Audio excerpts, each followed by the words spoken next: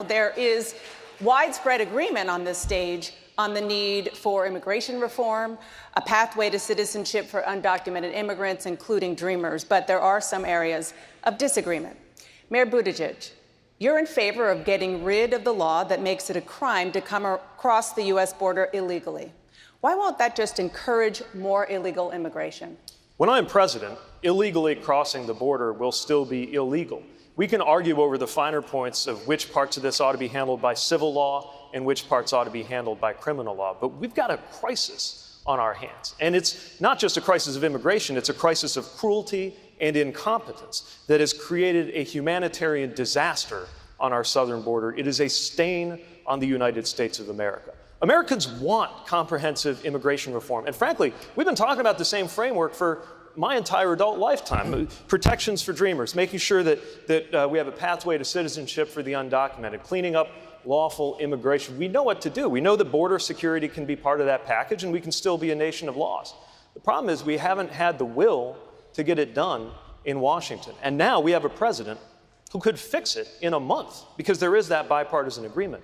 But he needs it to be a crisis rather than an achievement. That will end on my watch. Just a point of clarification. You did raise your hand in the last debate. You do want to decriminalize crossing the border illegally. So in my view, if fraud is involved, then that's suitable for the criminal statute. If not, then it should be handled under civil law. But these show of hands are exactly what is wrong with the way that this race is being covered. We're not doing that here. We appreciate that. Thank you. Congressman O'Rourke, you live near the U.S.-Mexico border in El Paso. You disagree with Mayor Buttigieg on decriminalizing legal border crossings. Please respond.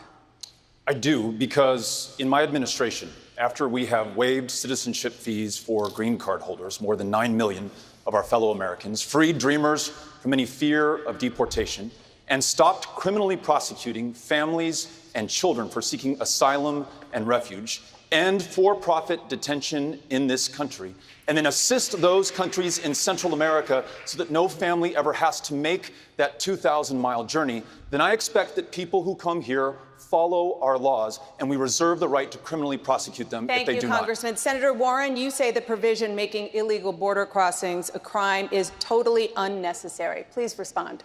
So the problem is that right now, the criminalization statute is what gives Donald Trump the ability to take children away from their parents. It's what gives him the ability to lock up people at our borders. We need to continue to have border security, and we can do that. But what we can't do is not live our values. I've been down to the border. I have seen the mothers. I have seen the cages of babies. We must be a country that every day lives our values, and that means we cannot make it a crime when someone comes here. Thank you, Senator. Just to clarify, would you decriminalize illegal border crossings? The point is not about criminalization. That has given Donald Trump the tool to break families apart. Thank you, Senator. Governor Hickenlooper, your response. No, I agree that we need secure borders. There's no question about that. And the frustration with what's going on in Washington is they're kicking the ball back and forth. Secure the borders. Make sure whatever law we have doesn't allow children to be snatched from their parents and put in cages.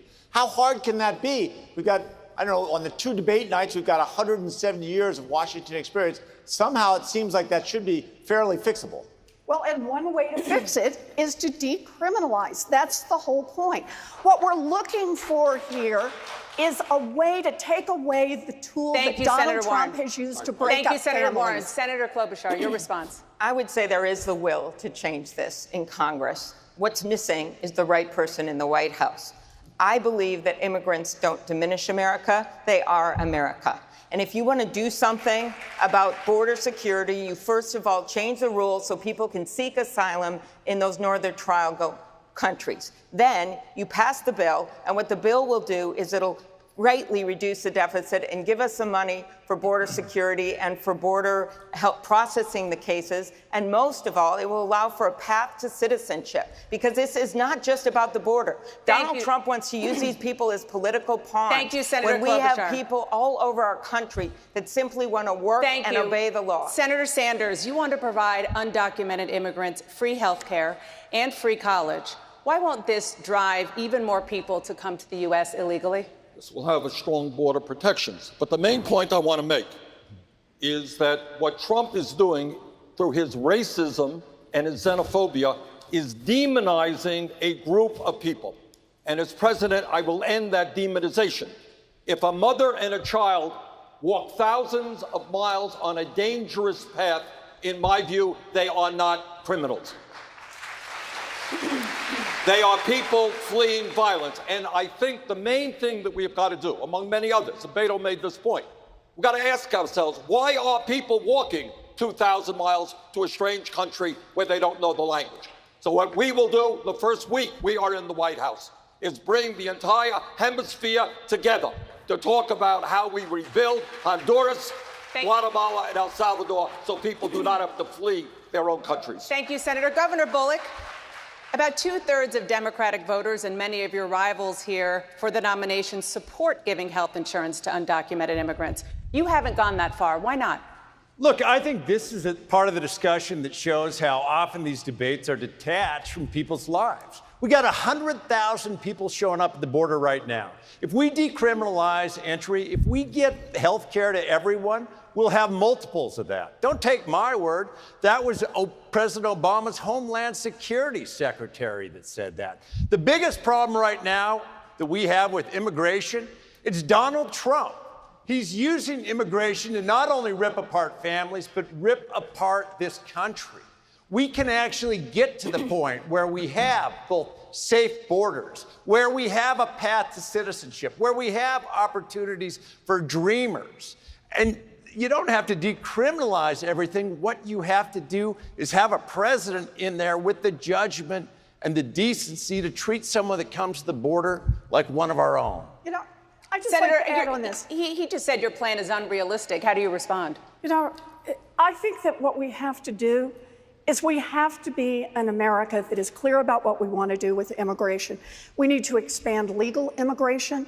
We need to create a path for citizenship, not just for dreamers, but for grandmas and for people who have been working here in the farms and for students who have overstayed their visas. We need to fix the crisis at the border.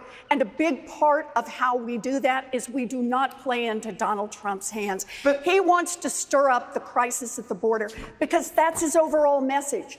It's if there's anything wrong in your life, thank you, Senator Warren. them. Governor Bullock, your response.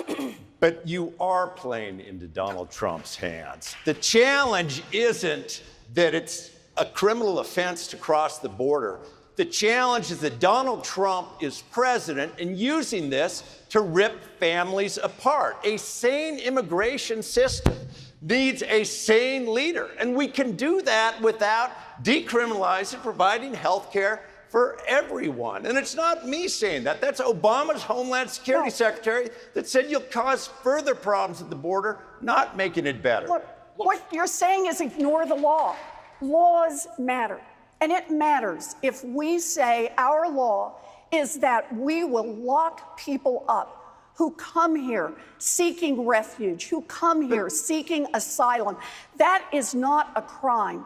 And as Americans, what we need to do is have a sane system that keeps us safe at the border, but does not criminalize the activity of a mother fleeing here. Thank you. Congressman Ryan, are Senator Sanders' proposals going to incentivize undocumented immigrants to come into this country illegally?